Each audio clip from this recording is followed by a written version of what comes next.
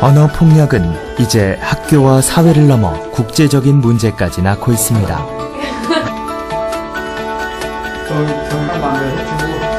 온 국민의 영어 선생님으로 유명한 민병철 교수. 그는 요즘 특유의 국제 감각을 살려 착한 리플 달기 운동을 펼치고 있습니다. 선풀운동은 인터넷상에서 비방하지 말고 또 이제 그 근거 없는 그런 허위 사실 유포 등을 하지 말자는 그런 그 운동이 되겠습니다. 또 악플로 인해서 상처받는 분들에게 용기와 희망을 주자 이런 것이고요. 또 이를 통해서 아름다운 인터넷 문화를 가꾸어 가자는 것이 이 운동의 목적입니다. 최근에는 한국과 중국의 청소년들이 같이 교류를 하면서 이제 썬풀 운동의 확산 운동을 같이 벌이고 있어요. 이 책은 바로 중국에 지난번에 지진이 났을 때 피해자들에게 추모의 글을 올린 그런 책입니다. 전국의 청소년들이 이렇게 함께 올려서 이걸 중국어로 만들었는데 이것은 중국의 인민망에서 이 우리말을 중국어로 옮겨줬습니다. 그가 인터넷 리플을 모아 엮었다는 추모 모음집. 지난 2008년 무려 5,000명의 사망자를 낸 쓰촨성 지진. 충격과 시리에 빠졌던 중국인들에게 한국의 친구들이 보낸 추모의 글이 큰 위로로 전해진 일이 있었습니다. 한두 줄의 짧은 글이 대부분인 한국 네티즌의 리플들을 중국어로 번역해 큰 위로로 전하는 작업은 중국의 포털 사이트 인민망이 맡았습니다. 그런데 이 작업의 배경에는 한 가지 놀라운 이야기가 숨어 있었습니다. 그때 전 국민이 고통에 빠지고 그리고 구호 활동을 전개하는데 여념이 없었거든요. 하지만 이때 인터넷으로 한국의 악플러로부터 굉장히 비난하고 비방하는 그 가슴 아픈 글을 본 적이 있어요. 그런 것이 중국 사람들의 마음에 상처가 된 바 있습니다. 이웃나라 친구들에게 큰 상처를 주었던 악플. 하지만 그보다 더 많은 사람이 진심을 담은 선한 리플로 사태를 반전시킵니다. 한국의 선풀운동본부에서 야안시 이재민이나 또 사망자를 위한 추모와 위로의 홈페이지가 개설이 되면서 중국에서 아주 좋은 여론을 조성했죠.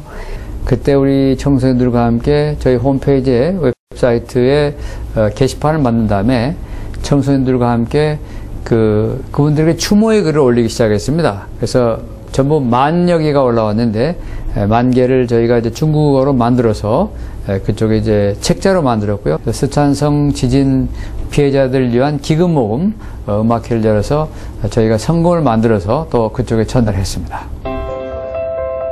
가는 말이 고우면 오는 말도 고운 법.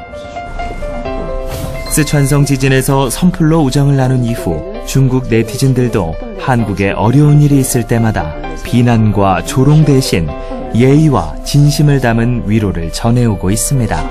신자과 사망자를 위해서 추모한다는 그런 뜻을 지금 표기를 해놨어요.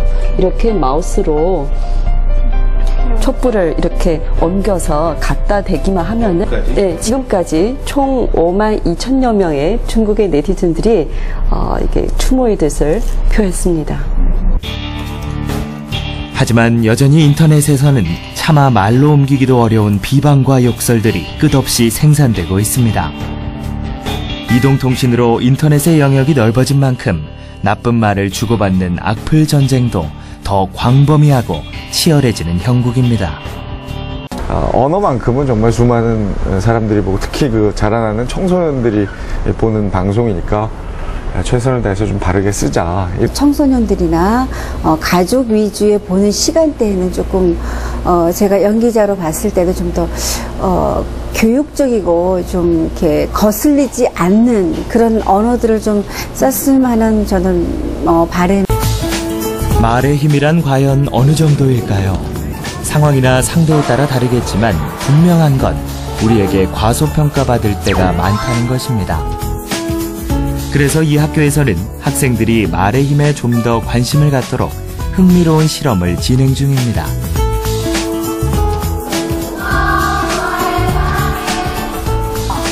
싫어, 꺼져, 고마워, 좋아해, 사랑해. 고마워. 좋아해. 사랑해. 긍정적인 말과 그리고 부정적인 말에 영향을 보면서 학생들이 무심코 사용하는 어떤 언어에 대해서 좀 더 몸으로 직접적으로 느껴보고 체험하기 위해서 이러한 실험을 하게 되었습니다. 좋은 말과 나쁜 말이 과연 고구마나 양파 그리고 쌀밥에게 영향을 줄까요? 생산성을 높이기 위해 농작물이나 가축에게 좋은 음악과 좋은 말을 들려주는 농부의 이야기도 있지만 그 효과가 과학적으로 증명된 적은 한 번도 없습니다. 하지만 학생들은 이 실험에 무척 진지하게 참여하고 있습니다.